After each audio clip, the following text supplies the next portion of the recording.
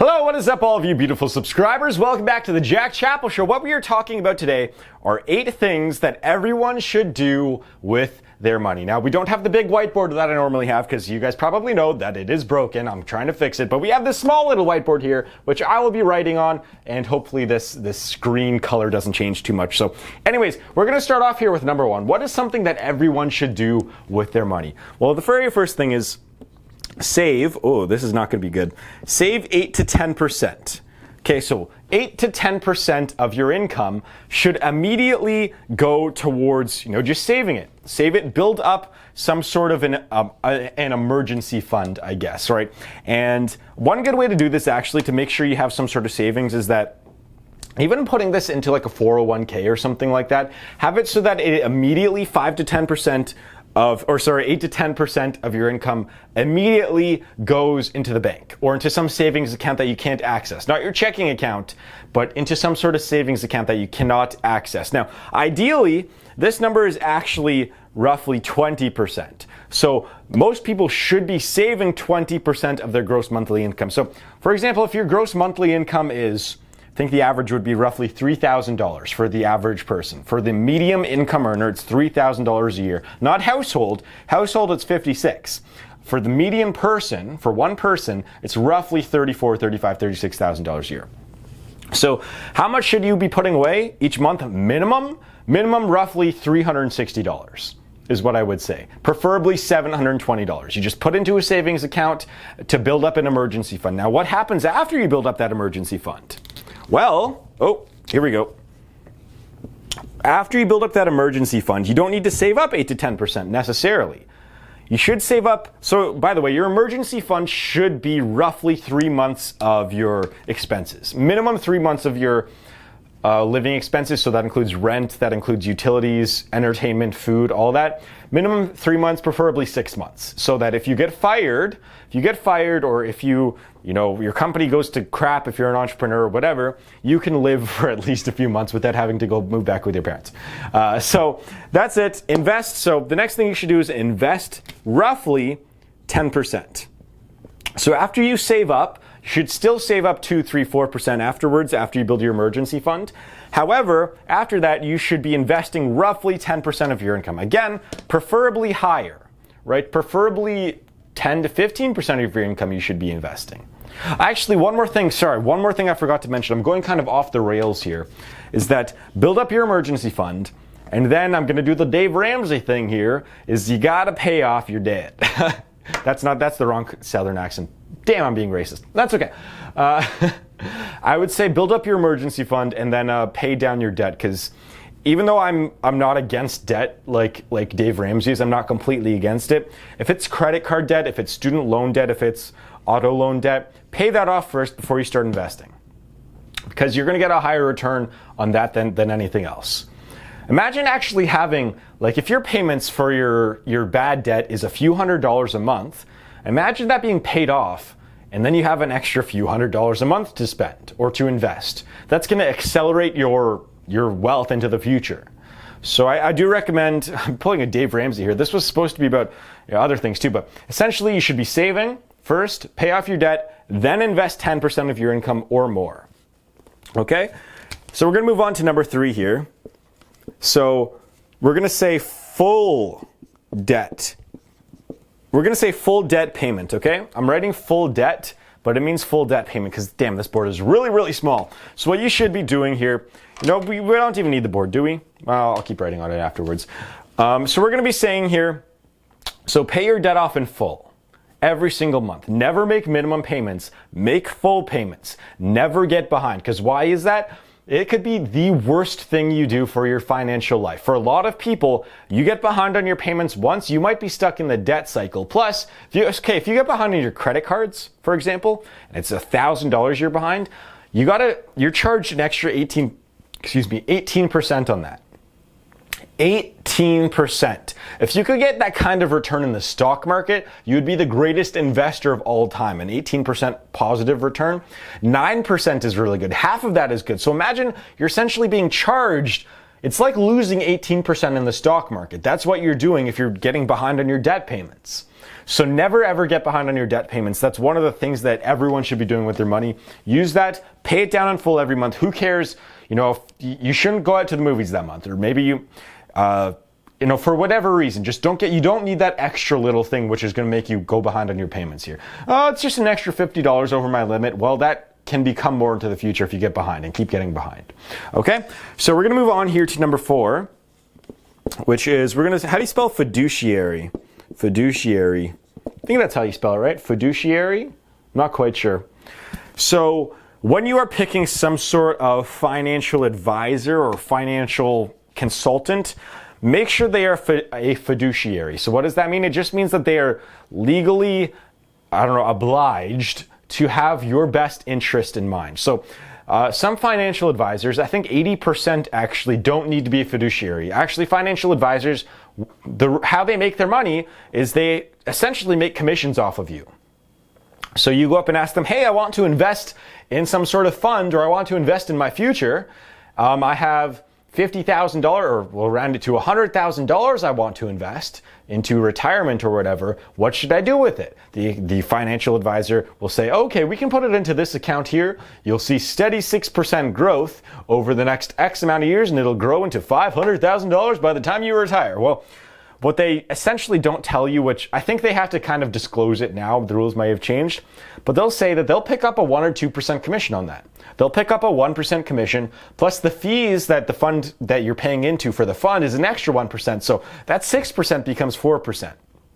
All right, it's not as advertised. So make sure when you have a financial advisor that they are a fiduciary and that they disclose all of the hidden fees. You got to ask about those. If you're going to your bank, I've been emailed about this a few times. When you're going to your bank or whoever your financial advisor is, make sure you get them to disclose anything and read everything before you sign it and question everything. So actually, one of the funny things is that I've been doing this since I was 18 years old. No matter what I do, I read I'm one of those kids where up until the Apple terms and conditions reached like 50 pages, I would read it.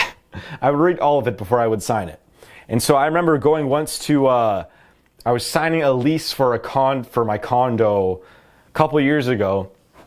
And usually what happens is that, I guess apparently I was with the person who was leasing it out, the real estate person. And usually what happens is the person they're told where to sign and then they just sign it right away. And so they were thinking, there's this punk 19-year-old kid, he's just going to read it and go over it and sign it and all that stuff. And then I took like 25 minutes to read the entire thing. It was actually longer than I thought. Usually lease agreements are only a couple pages. But I took it, I read it all, and then I signed it afterwards. You got to make sure you know every single little disclosed thing. For that, one thing I learned from that was that if I were to make too much noise, then they can keep my security deposit. Right now, I'm a very quiet kid, that didn't matter, but they didn't disclose that when I was talking to them.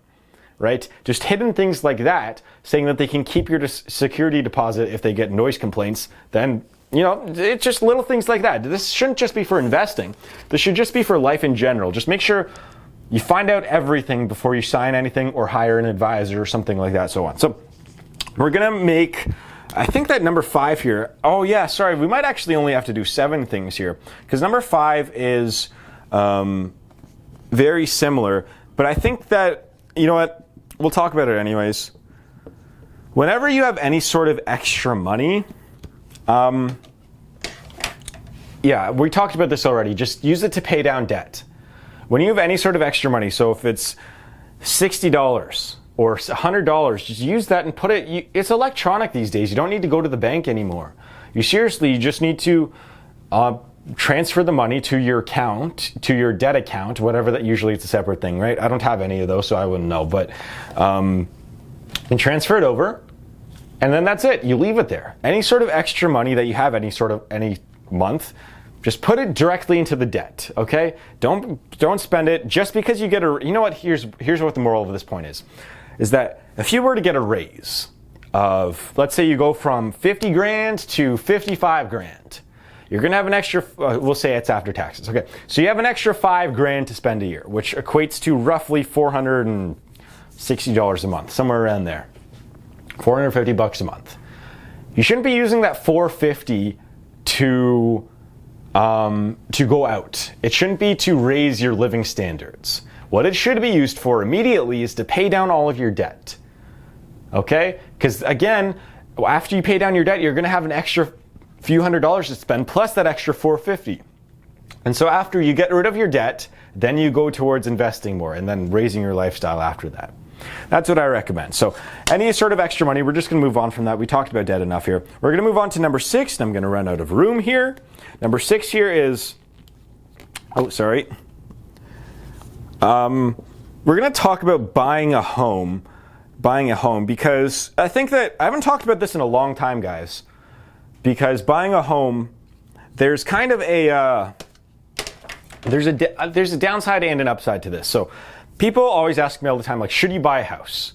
Is it worth it? Is it a good investment? So I think of it like this. You should view buying a house if you plan on living in the same area for 3 years in a row or more, then you should for sure be buying a house. If you plan on living in the same place for 3 years or more, then it's worth it, because after you include all the fees, you're going to be making a positive return. However, I do not view buying a house as an investment. I don't view it as a liability either, because I know that houses can be a good investment. They can very well be a good investment. A lot of the times it happens by accident. My parents' house, they've owned it for 10, 15 years now, I think somewhere around there. And like last year, the house price, house would have listed, if they wanted to list it, for about $1.8 to $2 million, and the year before it was at about 1.1.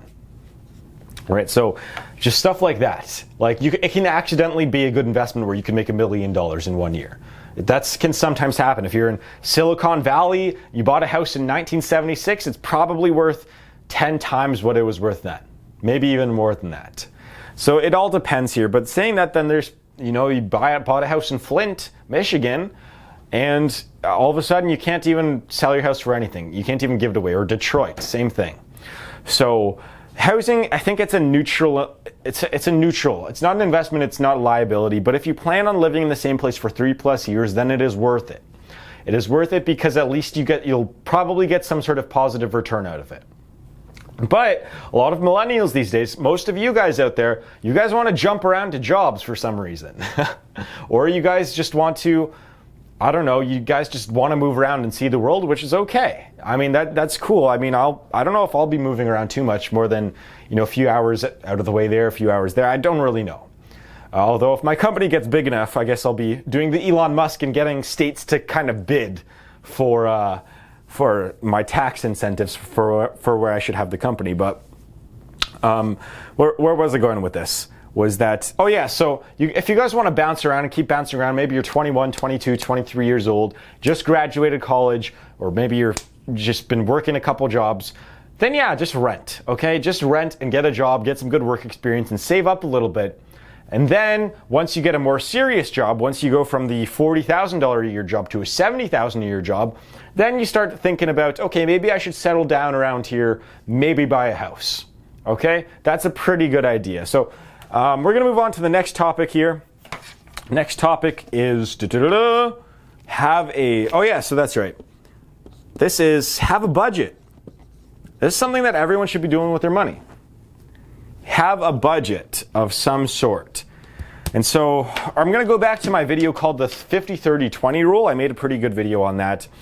And it essentially talks about how like 50% of your income should be going towards fixed costs. So that's things like mortgage, rent, utilities, car payments, whatever, insurance, loans, gas, whatever it may be. 50% of your income should be going towards that. All right. Now 30% should be going towards things like groceries, entertainment, shopping. So 30% you can kind of do whatever the hell you want with for the most part. Although food is why I put groceries in there actually is because like you can buy rice and beans like the Dave Ramsey and spend $50 to $100 a month on groceries and be really skinny. You also can blow $1,000 if you eat out every day. And you can go to Starbucks every day. And so that's kind of, food is a gray area because it can be like a luxury. Going to Starbucks is a luxury. Out to eat is a luxury. So it can be that entertainment luxury 30% category. So food kind of belongs in that shopping entertainment category. Although basic food would go into the next 20% here, which would be like save and invest and emergency fund. So 50% goes to fixed costs, 30% to food, entertainment, shopping, and 20% should be saving and investing. That is the perfect budget. So what you guys should do is just go home and write down all of your expenses and see where it fits. See where it fits in terms of your living expenses, entertainment, and investing. A lot of you are young, and so, for a lot of you working at your first job, your rent might be really high, right? You might be working in a city like New York or Toronto where a one bedroom is $2,000 or $3,000 a month, which is a lot of money. So most of your money could be going to that. Could be 60% could be going towards that. Although some of you could be living at home, making the same amount of money as the person in Toronto or New York, and you're drinking your face off every night and going to Starbucks. And so maybe 50% of your income is going towards entertainment and food and going out with friends and all that. So where's your 50-30-20 rule? Where does that stand for you guys? And we're going to talk about the last one here, actually. The last one is what you should be doing with your money. I talked about this in one of my last videos, actually, was invest not just in the stock market and real estate, but invest in yourself. This is a pretty big one here. Investing in yourself is essentially, after you cover everything else on this list, that should be what you're doing. Investing in yourself has the highest return on investment than anything else you can do. If you invest, especially, like I'm talking specifically to entrepreneurs, self-employed people that are motivated to move up in their careers, because the more videos I make and the more people I talk to, the more I realize that the average person doesn't really care as much. The average person isn't motivated. They will complain. They will sit around with their stable $45,000 a year job, and that's it. They'll just be complacent. And the type of person, I know my audience, all of you guys are the best type of people. You are the 18 to 34-year-olds who are motivated as hell, want to learn about money, want to learn about how to build a business, and you guys are investing in yourself. By watching this video, you guys are investing in yourself. By watching education videos, by buying whatever sales training courses on some random website, right? You guys are investing in yourself. And so that is something really, I didn't start becoming successful until I started doing that. Until I started, buying books and buying audiobooks was one of the biggest things that changed my life. And I started businesses before I started doing that, and they all failed. And then, it was really weird. I think I've talked about this before, but immediately after I did that, it was like everything took off. And so that was about 2 years ago. I got really into, right when I got sick, I really got into reading books and reading up on everything, audiobooks every day.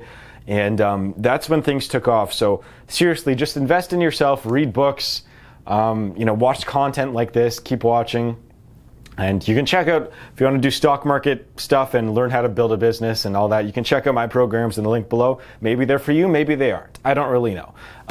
But again, I'd like to, thank you very much for watching. Remember to hit that subscribe and like button if you haven't already, and that notification button. Apparently people have been told to do that, so hit that notification button so you know when my videos come up, but I know that you guys are pretty good with that. And so I'd like to thank you very much for watching. You're all very beautiful people, and I'll see you guys in the next video.